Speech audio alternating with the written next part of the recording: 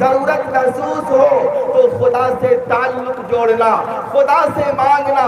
اگر تمہاری دعا قبول نہ ہو تو محمد کے وسیلے سے مانگنا۔ حضرت ابراہیم علیہ السلام کے بیٹے حضرت شیس علیہ السلام نے پوچھا کہ ابو، آپ تو سب سے پہلے انسان ہے، آپ اس کائنات کے اندر سب سے پہلے آئے، یہ محمد کون ہے مجھے بتائیے۔ حضرت آدم علیہ السلام نے فرمایا کہ میں جنت سے ہو کر آیا ہوں۔ اللہ تبارک و تعالیٰ نے حضرت آدم علیہ السلام کو جنت کے اندر پیدا کیا تھا۔ حضرت آدم علیہ السلام جنت سے ہو کر دنیا میں آئے تھے۔ حضرت آدم علیہ السلام نے اپنے بیٹے سے کہا کہ بیٹا، میں جنت سے ہو کر آیا ہوں، یہ محمد کون ہے سن میں تمہیں بتاتا ہوں۔ جب میری آنکھ کھلی تو میں نے عرش کی دیوار پر محمد کا نام لکھا ہوا دیکھا، میں نے عرش کے کھمبے پر محمد کا نام لکھا ہوا دیکھا، میں نے جنت کی در و دیوار پر محمد کا نام لکھا ہوا دیکھا، میں نے جنت کے پتوں پر محمد کا نام لکھا ہوا دیکھا، میں نے جنت کے اندر رہنے والی حوروں کی پلکوں پر محمد عربی صلی اللہ علیہ وسلم کا نام لکھا ہوا دیکھا، میں نے فرشتوں کی پیشانی پر محمد کا نام لکھا ہوا دیکھا۔ بیٹا، یہ دنیا میں آنے کے اعتبار سے، نبوت کے اعتبار سے سب سے آخری پیغمبر ہوں گے، سب سے آخری رسول ہوں گے، سب سے آخری نبی ہوں گے، لیکن اس کا تذکرہ جنت میں پہلے سے ہو رہا ہے، تذکرہ جنت کے اندر پہلے سے ہو رہا ہے۔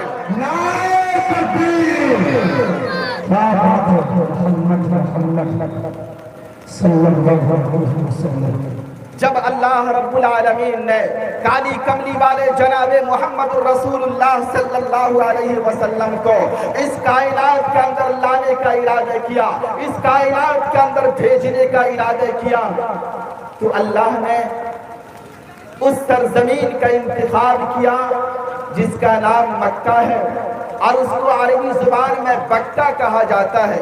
للذی ببکۃ مبارکا وہدی للعالمین۔ اب بکہ کس کو کہا جاتا ہے؟ بکہ کہا جاتا ہے اس زمین کو جو بالکل سینٹر میں ہو، بیچ میں ہو، مغرب و مشرق، شمال و جنوب کے بیچ میں درمیان میں جو زمین ہو اس کو بکہ کہا جاتا ہے۔ اللہ رب العالمین نے کالی کملی والے جناب محمد رسول اللہ صلی اللہ علیہ وسلم کے لیے زمین کے سینٹر کا انتخاب کیا، بیچ زمین کا انتخاب اللہ رب العالمین نے کیا۔ زمین کا انتخاب ہو گیا، باپ کا بھی انتخاب ہونا ہے، ماں کا بھی انتخاب ہونا ہے، مہینے کا بھی انتخاب ہونا ہے۔ عبد المطلب کے 12 بیٹے، ان میں سے ایک کا نام عبداللہ ہے۔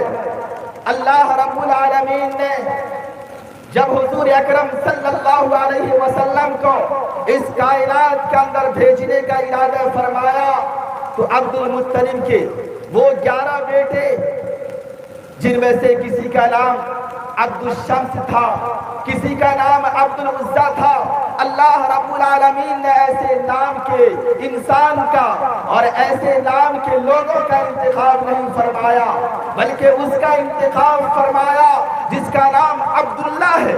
پوری کائنات کو اور کائنات کے انسانوں کو بتانا تھا کہ اللہ کا سب سے بڑا بندہ اگر کسی کے گھر میں پیدا ہوگا تو وہ اللہ کے بندے کے گھر میں ہی پیدا ہوگا، اور اس کا نام کیا ہے؟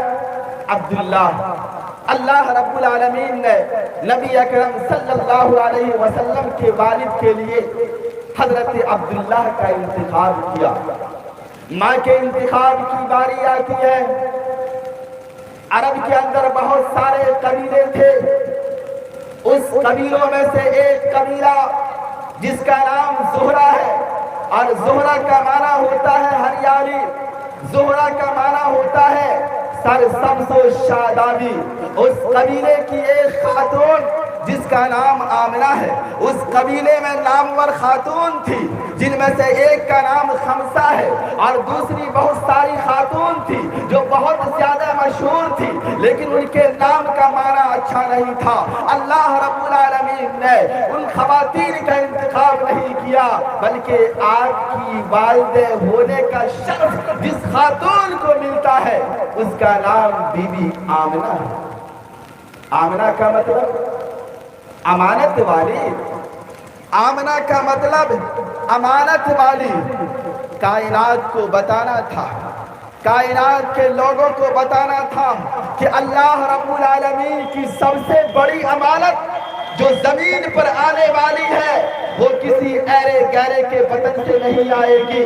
اگر وہ امانت زمین پر آئے گی تو حضرت آمنہ کی گود میں آئے گی، جس کا معنی ہوتا ہے امانت والی۔ اللہ رب العالمین نے بہتر سے بہتر نام والی ماں کا انتخاب کیا، بہتر سے بہتر نام جس کا نام عبداللہ تھا، ایسے باپ کا انتخاب کیا۔ اب مہینہ پر آتے ہیں، 12 مہینے ہیں، ان 12 مہینوں میں سے ایک مہینے کا نام ربیع الاول ہے۔ ربیع الاول کا مہینہ ہوتا ہے پہلی بہار، اور بہار یہ تمام موسموں میں سب سے بہتر موسم ہے۔ بہار کا موسم سب سے بہتر موسم ہے۔ اللہ رب العالمین نے جناب محمد رسول اللہ صلی اللہ علیہ وسلم کو جب اس دھرتی پر بھیجا، جب اس کائنات میں بھیجا تو کسی اور مہینے میں نہیں بھیجا بلکہ ربیع الاول کے مہینے میں بھیجا۔ ربیع الاول کا معنی پہلی بہار، جو تمام موسموں میں سب سے بہتر موسم ہے۔ اس موسم میں اللہ رب العالمین نے جناب محمد رسول اللہ صلی اللہ علیہ وسلم کو اس زمین پر بھیجا، اس دھرتی پر بھیجا۔ یہ انتخاب من جانب اللہ ہے، اللہ رب العالمین کی طرف سے ہے، کسی انسان کی طرف سے نہیں ہے۔ یہ جتنے انتخابات ہو رہے ہیں یہ سارے کے سارے اللہ رب العالمین کی طرف سے ہو رہے ہیں۔ کسی انسان نے آپ کے والد کا انتخاب نہیں کیا، کسی نے آپ کی امی کا انتخاب نہیں کیا، کسی نے مہینے کا انتخاب نہیں کیا۔ عرش الہی پر یہ ساری چیزوں کا انتخاب ہو رہا ہے۔ عرش الہی پر باپ کا انتخاب ہوا، عرش الہی پر ماں کا انتخاب ہوا، عرش الہی پر شہر کا انتخاب ہوا، عرش الہی پر مہینے کا انتخاب ہوا۔ اگر کوئی انسان انتخاب کرتا تو اس پر اعتراض کیا جا سکتا تھا، سوالیہ نشان لگایا جا سکتا تھا، لیکن کسی انسان نے ان چیزوں کا انتخاب نہیں کیا۔ عرش الہی پر رب العالمین نے حضور اکرم صلی اللہ علیہ وسلم کے لیے ان تمام چیزوں کا انتخاب فرمایا۔ نبی اکرم صلی اللہ علیہ وسلم اس دنیا کے اندر آئے، دودھ پلانے کے لیے دایا مکہ کے بچوں کو لے جایا کرتی تھی۔ بہت ساری عورتیں آتی ہیں، لیکن ان تمام عورتوں میں اللہ رب العالمین نے جس خاتون کا انتخاب کیا اس کا نام حلیمہ ہے۔ اور حلیمہ کا مطلب صبر کرنے والی، برداشت کرنے والی، جھیلنے والی۔ اور اس حلیمہ کا تعلق جس قبیلے سے تھا وہ سب سے بہتر قبیلہ بنو سعد کا قبیلہ۔ اس قبیلے سے اللہ رب العالمین نے ایک عورت کا انتخاب کیا، اور حضرت حلیمہ سعدیہ کے ذریعے سے اللہ رب العالمین نے آپ کے لیے دودھ پینے کا انتظام فرما دیا۔ نبی اکرم صلی اللہ علیہ وسلم بچپن سے جوانی کی دہلیز کی طرف بڑھ رہے ہیں۔ آقا مدنی علیہ السلام 25 سال کی عمر کو پہنچ جاتے ہیں۔ شادی کا انتخاب بھی ہو رہا ہے۔ یہ انتخاب بھی کوئی انسان نہیں کرتا ہے بلکہ اللہ رب العالمین کی طرف سے آپ کی شادی کا انتخاب ہوتا ہے۔ حضرت خدیجہ الکبریٰ رضی اللہ تعالی عنہا کا انتخاب ہوتا ہے۔ خدیجہ کا معنی حجاج کرام کی خدمت کرنے والی، ایک طرف آقا مدنی अलैहिस्सलाम पूरी इंसानियत की खिदमत करने वाले हैं। दूसरी तरफ जब आपकी शादी के लिए किसी खातून का इंतखाब किया जाता है तो ऐसे नाम की खातून का इंतखाब किया जाता है जिसका माना है हुज्जाजे किराम की खिदमत करने वाली, कयामत तक के इंसानों को बताना था कि ऐ लोगों, मेरे नबी की बीवी का नाम भी उन लोगों में शामिल होगा जो कायनात के लोगों की खिदमत करने वाली है, हुज्जाज किराम की खिदमत करने वाली। ये खदीजा का माना होता है। एक तरफ शौहर है, नबी अकरम सल्लल्लाहु अलैहि वसल्लम की जात है जो पूरी इंसानियत की रहबरी के लिए, पूरी इंसानियत को जहन्नम से निकाल कर जन्नत में ले जाने के लिए इस जमीन पर आए। और दूसरी तरफ जब अल्लाह रब्बुल आलमीन की तरफ से बीवी का इंतखाब होता है तो सबसे बेहतर बीवी का इंतखाब होता है। आज हम और आप शादी ब्याह के मौका से जब बीवी का इंतखाब करते हैं तो क्या देखते हैं?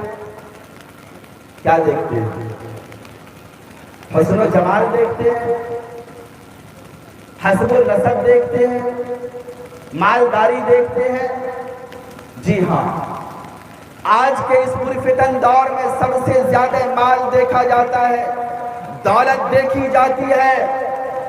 अगर हमारे घर में जवान लड़का है, हम अपने जवान लड़के की शादी करना चाहते हैं, उसका निकाह करना चाह रहे हैं, जब किसी लड़की वाले के घर जाते हैं तो लड़की की दीनदारी पर हमारी निगाह नहीं होती, उसके घर के माहौल पर हमारी निगाह नहीं होती, हमारी निगाह उसके बाप के माल पर होती है, उसकी प्रॉपर्टी पर होती है, उसकी जमीन और जायदाद पर होती है।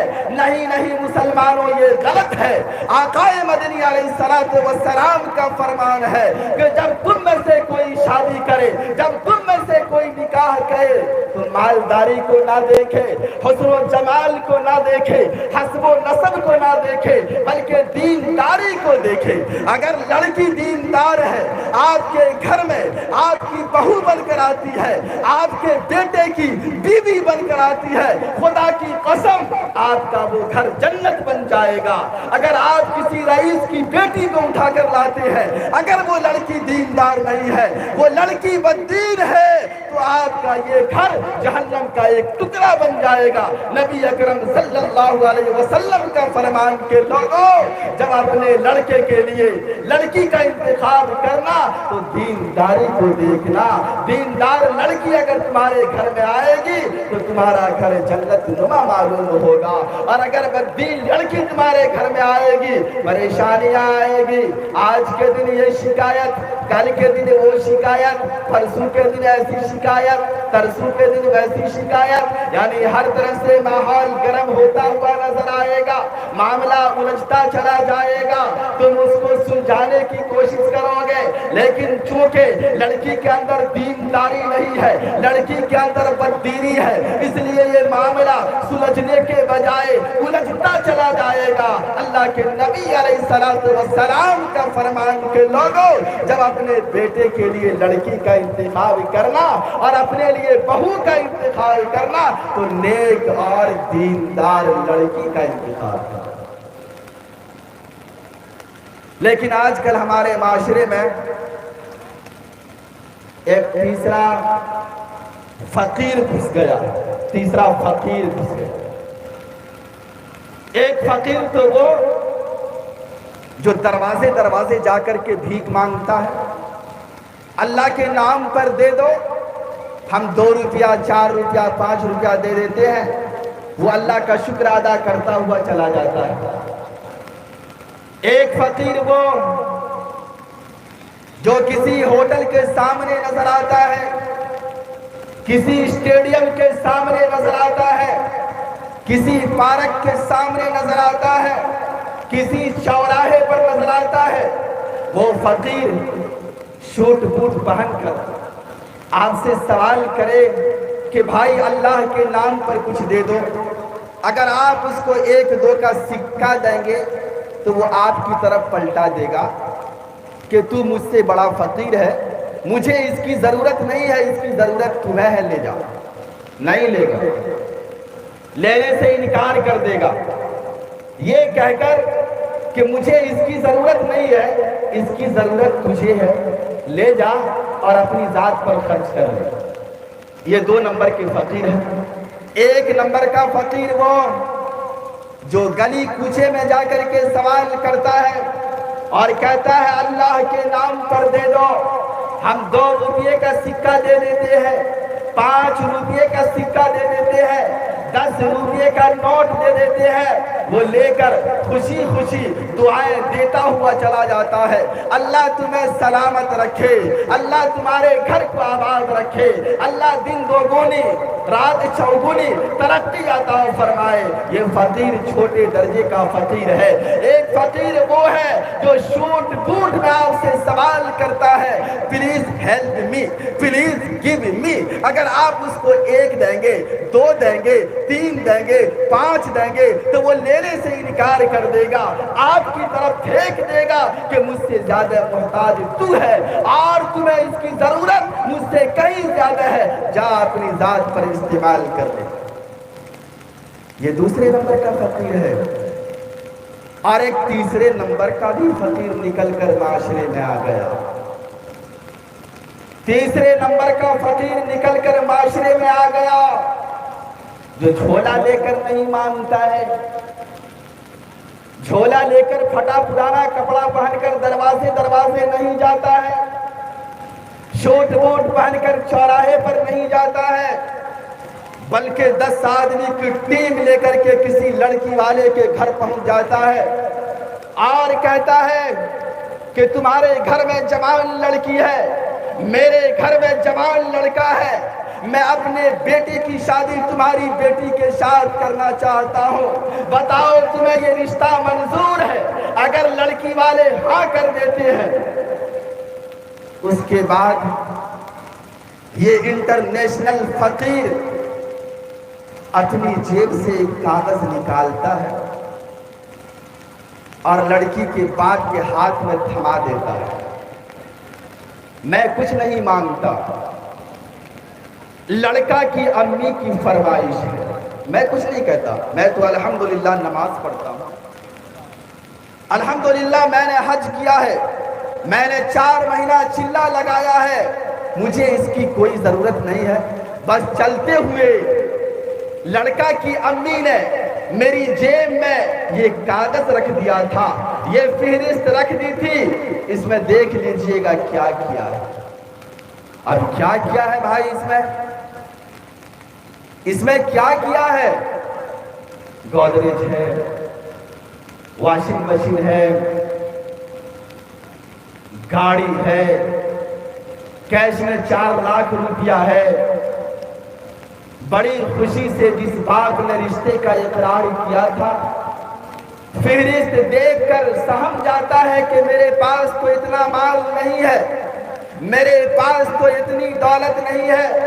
مسلمانوں، اپنے دل کے اوپر ہاتھ رکھ کر بتاؤ، کیا نبی اکرم صلی اللہ علیہ وسلم کی تعلیم یہی ہے کہ لڑکی والے کی گردن دبا کر اس سے پیسہ لے لیا کرو، اس سے گاڑی کا مطالبہ کرو، اس سے فریج کولر وغیرہ کا مطالبہ کرو؟ کیا نبی اکرم صلی اللہ علیہ وسلم نے ہمیں اور آپ کو یہی تعلیم دی ہے؟ نہیں نہیں، بالکل نہیں۔ اس طرح سے ڈیمانڈ کر کے لینا یہ بالکل حرام ہے۔ علماء کرام بیٹھے ہوئے آپ ان سے مسئلہ پوچھ سکتے ہیں کہ اس طرح سے ڈیمانڈ کر کے جہیز لینا، پیسے کا مطالبہ کرنا، یہ حرام کے درجے میں ہے۔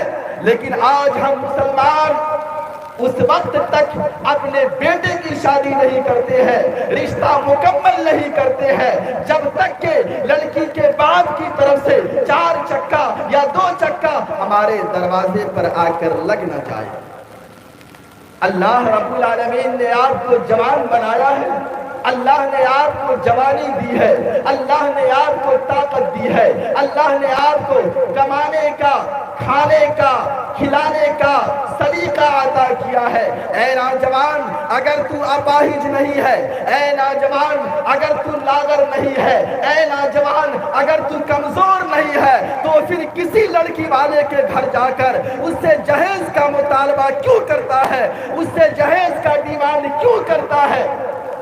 کیا یہ قربانی کم ہے کہ جس باپ نے بچپن سے لے کر جوانی تک اپنی بچی کو اپنی نگاہوں کے سامنے رکھا، جس باپ نے اس بچی کے اوپر روپیہ پیسہ خرچ کیا، جس باپ نے اس کی تربیت کی، وہ پڑھ لکھ کر ہنرمند ہو گئی، کسی قابل ہو گئی، آج تو جاتا ہے اور اس کے گھر میں جا کر کے اس لڑکی کا ہاتھ مانگتا ہے، وہ باپ بغیر کسی چوچرا کے اپنی بیٹی کا ہاتھ تمہارے بیٹے کے ہاتھ میں دینے کے لیے تیار ہو جاتا ہے۔ وہ لڑکی اپنے بچپن کی سہیلی کو تیار کر، اپنے گھر کو چھوڑ کر، اپنے ماں باپ کی در و دیوار کو چھوڑ کر تمہارے بیٹے کے ہاتھ میں ہاتھ ڈال کر زندگی بسر کرنے کے لیے تیار ہو جاتی ہے۔ کیا یہ لڑکی کی قربانی نہیں ہے؟ کیا یہ لڑکی کے ماں باپ کی قربانی نہیں ہے کہ تم اس پر ستم بالائے ستم کرتے ہو، کہ اس سے جہیز کا مطالبہ کرتے ہو؟ ایک پیغام لے کر آج کے جلسے سے جاؤ ایمان والو، کہ آج کے بعد ہم کسی لڑکی والے سے جہیز کا مطالبہ نہیں کریں گے۔ آج کے بعد ہم اپنے بیٹے کی شادی میں بہو تو لائیں گے، اس کی بیوی تو لائیں گے، لیکن جہیز نہیں لیں گے۔ آج یہ ارادہ کر کے جائیں۔ تیار ہیں سارے لوگ؟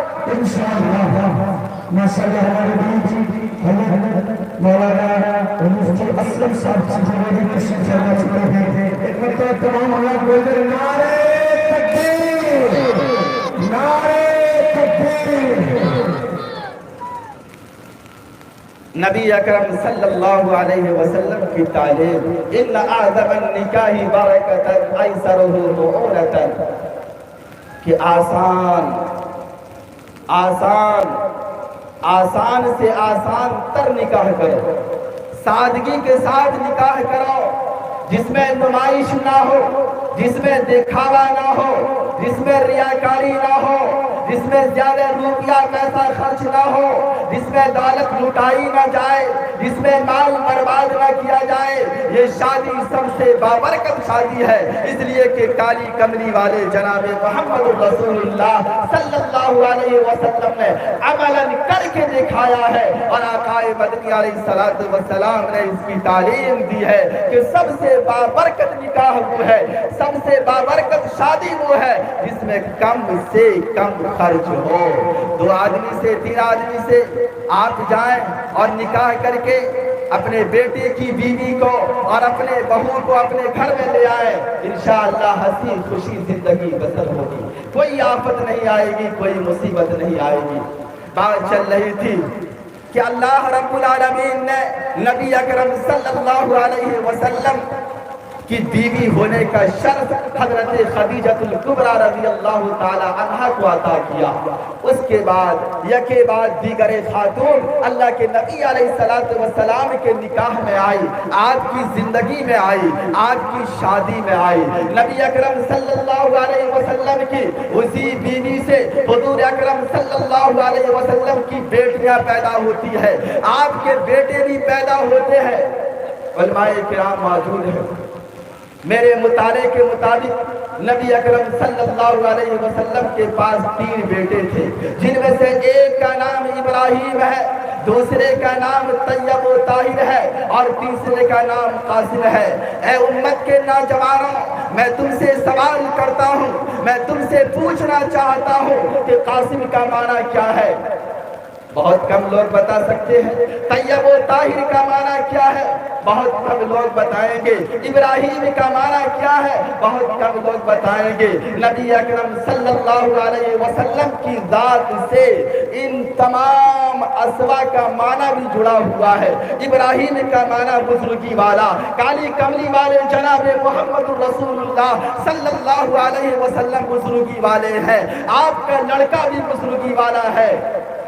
آپ کے بیٹے کا نام طیب و طاہر، طیب و طاہر کا معنی ہوتا ہے پاک صاف۔ نبی اکرم صلی اللہ علیہ وسلم کی پوری زندگی پاک اور صاف ہے، تو آپ کے بیٹے کے نام کا معنی بھی ہے طیب و طاہر۔ آپ کے بیٹے کا نام قاسم ہے۔ حضور اکرم صلی اللہ علیہ وسلم نے فرمایا انا قاسم، کہ میں بھی بانٹنے والا ہوں، واللہ یعطی، اللہ دینے والا ہے، وَإِنِّي أَنَا قَاسِمٌ، اور میں بانٹنے والا ہوں۔ نبی اکرم صلی اللہ علیہ وسلم کی ذات سے آپ کے بیٹے کے اسما کا معنی جڑا ہوا ہے، اس سے گہرا ربط ہے، اس سے گہرا تعلق ہے۔ حضور اکرم صلی اللہ علیہ وسلم کی 4 بیٹیاں ہیں، جن میں سے ایک کا نام زینب ہے، دوسرے کا نام رقیہ ہے، تیسرے کا نام ام کلثوم ہے، چوتھے کا نام فاطمہ ہے۔ میں آپ سے پوچھوں کہ زینب کا معنی کیا ہے،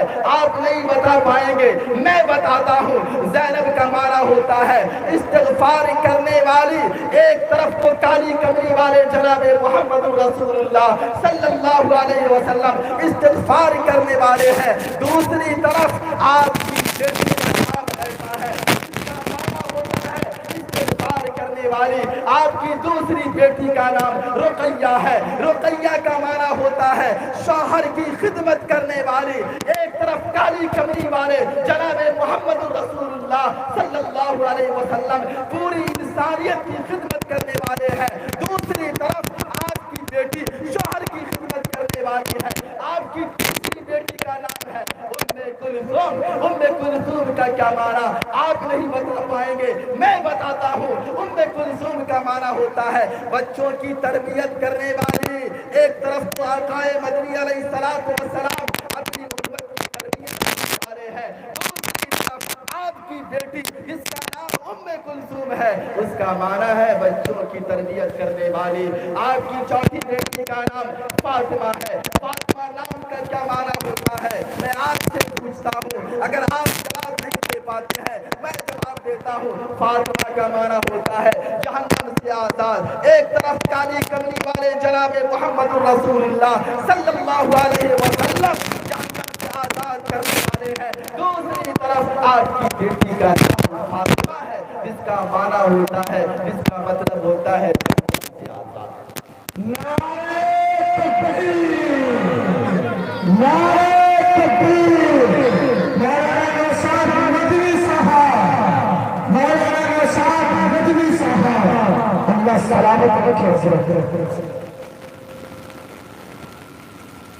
نبی اکرم صلی اللہ علیہ وسلم کی ذات پر کوئی انگلی نہیں اٹھا سکتا۔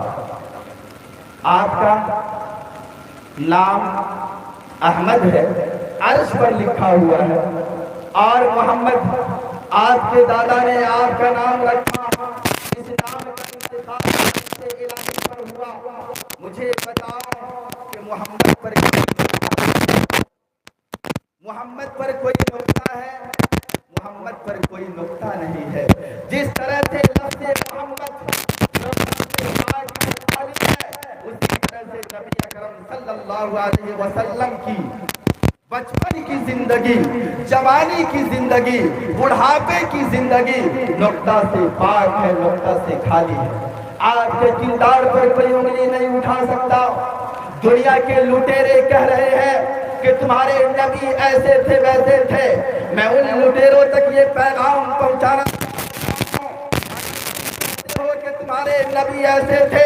میرے نبی کے سامنے لوگ آتے ہیں اور میرے نبی سے کہتے ہیں کہ اگر آپ سرداری چاہتے ہیں میں آپ کو سردار بنانے کے لیے تیار ہوں، اگر آپ تاج چاہتے ہیں میں آپ آپ کو تاج پہنانے کے لیے تیار ہوں. اگر آپ کو مال کی ضرورت ہے میں مال کا انبار لگانے کے لیے تیار ہوں. اگر آپ کو سونے کی ضرورت ہے میں سونا دینے کے لیے تیار ہوں. اگر آپ کو چاندی کی ضرورت ہے میں چاندی دینے کے لیے تیار ہوں. اگر آپ کسی خوبصورت لڑکی سے شادی کرنا چاہتے ہیں تو مکہ کی سب سے حسین لڑکی سے میں آپ کا نکاح کرا دوں گا, آپ کی شادی کرا دوں گا. میرے نبی کالی کملی والے جناب محمد رسول اللہ صلی اللہ علیہ وسلم نے فرمایا کہ لوگوں مجھے ان چیزوں کی ضرورت نہیں ہے, مجھے ان چیزوں کی ضرورت نہیں ہے. میں اللہ کا پیغام لے کر آیا ہوں, میں اللہ کی وحدانیت کا اقرار کرانے کے لیے زمین پر آیا ہوں. میں جہنم سے لوگوں کو نکال کر جنت میں لے جانے کے لیے آیا ہوں. مجھے ان چیزوں کی ضرورت نہیں ہے. اے لوگوں تم مجھے مال کی لالچ دیتے ہو, تم مجھے شادی کی لالچ دیتے ہو, تم مجھے لڑکی کی لالچ دیتے ہو, سونا چاندی کی لالچ دیتے ہو, تاج کی لالچ دیتے ہو. خدا کی قسم اگر میرے ایک ہاتھ میں سورج کو رکھ دیا جائے اور دوسرے ہاتھ میں چاند کو رکھ دیا جائے اور مجھ سے کہا جائے کہ محمد تم اس دین کو چھوڑ دو, اس کی تبلیغ کو چھوڑ دو, اس کی تحریک کو چھوڑ دو, تو خدا کی قسم ایک لمحے کے لیے بل جھپکنے کے برابر بھی میں اس تبلیغ کو نہیں چھوڑ سکتا, میں اس تحریک کو نہیں چھوڑ سکتا. میں اللہ کے دین کا جو پیغام لے کر آیا ہوں میں اس کو پورا کر کے رہوں گا, چاہے میری جان نکل جائے یا اللہ کا یہ دین غالب آ جائے. نعرے تکبیر, کیا جواب ہے, کیا باز ہے, ماشاءاللہ. یہ پیغام کالی کملی والے جناب محمد رسول اللہ صلی اللہ علیہ وسلم نے دیا. میرے نبی کو مال کی لالچ نہیں, میرے نبی دولت کے لالچی نہیں تھے. لڑکیوں کی طرف نگاہ اٹھا کر آج کے نٹھلے لوگوں کی طرح سے نہیں دیکھا کرتے تھے. میرے نبی کی ذات تو پورے طور پر پاک اور صاف ہے. آپ کا کردار ایسا کہ جب کوئی قلم اٹھاتا ہے کہ میں مسلمانوں میں پیدا ہونے والے عظیم شخصیات کا نام لکھوں تو ایک یہودی ہو کر بھی نبی اکرم صلی اللہ علیہ وسلم کا نام اول نمبر پر لاتا ہے کہ کالی کملی والے جناب محمد رسول اللہ صلی اللہ علیہ وسلم نے جو کردار پیش کیا ہے, زندگی گزارنے کی جو تعلیم آقا مدنی علیہ السلام نے دی ہے, وہ کردار کسی نے پیش نہیں کیا, وہ تعلیم کسی نے نہیں دی. آقا مدنی علیہ السلام اس دنیا کے اندر آئے, دنیا میں انقلاب آ گیا, عورتوں میں انقلاب آ گیا, مردوں میں انقلاب آ گیا, بچوں میں انقلاب آ گیا, انقلاب آ گیا. وہ بلال حبشی رضی اللہ تعالیٰ عنہ جو بالکل کالے کروٹے تھے, جس کے پاس مال نہیں تھا, جس کے پاس دولت نہیں تھی, جس کے پاس ایئر کنڈیشن گاڑی نہیں تھی, جب حضور اکرم صلی اللہ علیہ وسلم کی ذات سے وابستہ ہو جاتے ہیں, آقا مدنی علیہ السلام نے فرمایا کہ بلال تو دنیا میں چلتا ہے اور تیرے چلنے کی آواز مجھے جنت میں سنائی دیتی ہے. ایسی تبدیلی اور ایسا انقلاب ہمارے معاشرے میں آیا ہے. کوئی مائی کا لال ایسا جس کی آمد کے بعد اس طرح کا انقلاب آ گیا ہو, جس کی آمد کے بعد اس طرح کی تبدیلی آ گئی ہو؟ دنیا میں کوئی ایسا نہیں ہے. واحد انسان ہے, واحد ذات ہے, اور وہ ہے عبد المطلب کا پیارا, عبداللہ کا لاڈلا, آمنہ کا لخت جگر, دائی حلیمہ کا کھلونا, حسن حسن کا نانا, جناب محمد رسول اللہ صلی اللہ علیہ وسلم. درود و سلام ہو آپ کی ذات پر. بزرگوں, آج ہمارے نوجوان گناہوں کی طرف چلے جا رہے ہیں, گناہوں کے دلدل میں پھنستے چلے جا رہے ہیں. نبی اکرم صلی اللہ علیہ وسلم جب اس دنیا کے اندر آئے تو انقلاب برپا ہوا, تبدیلی آئی. وہ تبدیلی آج بھی ہونی چاہیے, وہ انقلاب ہمارے نوجوانوں میں آج بھی نظر آنا چاہیے. ہم اس نبی امی کے ماننے والے ہیں. آج بھی وہی قرآن ہے جو 1400 سال پہلے مکہ کے ریگستان میں نازل ہوا تھا. میرے نبی پر جب قرآن نازل کرنے کی باری آتی ہے حضرت عیسیٰ علیہ السلام پر انجیل جیسی کتاب نازل کی گئی۔ حضرت عیسیٰ علیہ السلام سے کہا گیا کہ آپ اپنے معبد میں چلے جائیے، عبادت خانے میں چلے جائیے، وہاں پر کتاب نازل ہوگی۔ حضرت موسیٰ علیہ السلام کو توریت دی گئی۔ حضرت موسیٰ علیہ السلام کو بلایا گیا، کوہ طور پر بلایا گیا، کہا گیا کہ موسیٰ آپ اپنے گھر سے نکل کر آئیے، در سے نکل کر آئیے، پھر آپ کو کتاب دی جائے گی۔ حضرت داؤد علیہ السلام کو زبور دی جاتی ہے۔ حضرت داؤد علیہ السلام کو حکم دیا جاتا ہے کہ آپ اپنے معبد میں عبادت خانے میں چلے جائیے، لیکن جب میرے نبی پر قرآن کریم نازل کرنے کی باری آتی ہے تو محمد عربی صلی اللہ علیہ وسلم مکہ کی گلیوں میں ہو وہاں پر قرآن نازل ہوتا ہے، مدینہ کی گلیوں میں ہو وہاں پر قرآن نازل ہوتا ہے، ریگستان میں ہو وہاں قرآن نازل ہوتا ہے، بیابان میں ہو وہاں قرآن نازل ہوتا ہے، یہاں تک کہ اماں عائشہ کے پاس کمبل میں لیٹے ہوئے ہیں وہاں پر بھی قرآن نازل ہوتا ہے۔ یہ نبی اکرم صلی اللہ علیہ وسلم کی فضیلت ہے۔ آپ کو اللہ رب العالمین نے تمام نبیوں کا سردار بنایا، تمام نبیوں سے افضل بنایا۔ من قبل لفی ضلال مبین، سر سے لے کر پاؤں کے ناخن تک یہ ساری چیزیں اللہ کی نعمت ہے، لیکن اللہ رب العالمین کی نعمت ہے، لیکن اللہ رب العالمین نے احسان نہیں جتلایا، اللہ العالمین نے احسان نہیں جتلایا۔ اللہ رب العالمین نے فصل اگا کر ہمارے لیے کھانے پینے کا انتظام کروا، لیکن اللہ نے احسان نہیں جتلایا۔ اللہ نے آسمان بنایا، آسمان میں چاند سورج ستارے کو سجایا، لیکن اللہ نے احسان نہیں جتلایا۔ اللہ نے زمین بنائی، زمین پر اشجار ہے، زمین پر جبال ہے، زمین پر بہت سارے حیوانات ہیں، درندے ہیں، لیکن اللہ رب العالمین نے احسان نہیں جتلایا۔ اللہ رب العالمین نے حضرت یوسف علیہ السلام کو کنویں سے نکالا، حضرت یوسف علیہ السلام کو کنویں سے نکالا، احسان نہیں جتلایا۔ اللہ رب العالمین نے حضرت یوسف علیہ السلام کو قید خانے سے رہا کیا، لیکن احسان نہیں جتلایا۔ اللہ رب العالمین نے حضرت یوسف علیہ السلام کو ان کے ابو حضرت یعقوب سے ایک طویل عرصے کے بعد ملایا، لیکن احسان نہیں جتلایا۔ ساری چیزیں اللہ رب العالمین نے دے دی، احسان نہیں جتلایا۔ لیکن جب نبی کی باری آئی تو اللہ فرماتا ہے کہ لوگوں، میں نے نبی کی ذات دے کر، میں نے نبی کو بھیج کر تمہارے اوپر بہت بڑا احسان کیا ہے، میں نے نبی کو بھیج کر تمہارے اوپر بہت بڑا احسان کیا ہے۔ یہ اللہ رب العالمین کا احسان ہے کہ اللہ رب العالمین نے ہمیں آخری نبی عطا کیا۔